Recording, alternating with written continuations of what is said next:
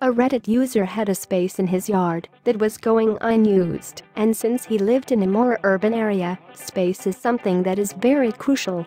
He debated on turning it into an extra parking space, but instead he decided to surprise his wife.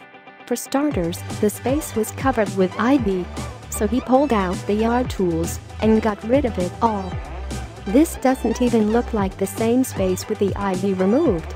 Next up, he bought 6 4x4 pieces of Douglas fir and cemented them into the ground.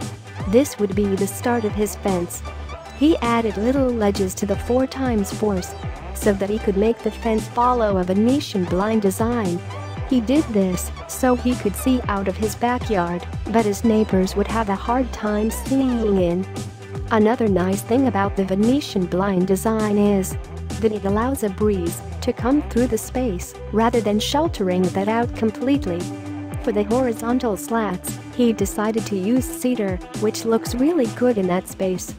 He also placed cedar over the original Douglas for posts to make it all blend together.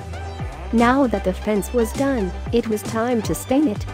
He also used water locks to ensure the fence was waterproof. Now that the fence was complete, he wasn't 100% done yet. It was still a nice space that offered a lot of privacy, but he wanted to make it an area where he could relax with his wife after a long day at work.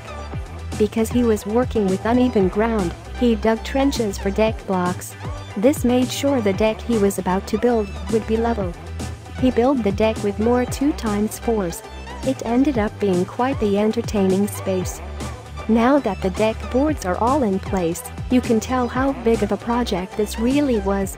To make sure the deck was strong, he's had up to 20 people stand on it at the same time, and it is still holding strong. He stained the deck, and now it's all coming together. With all of the supplies, which included wood, stain, and cement, the total cost of this project was about $1,500.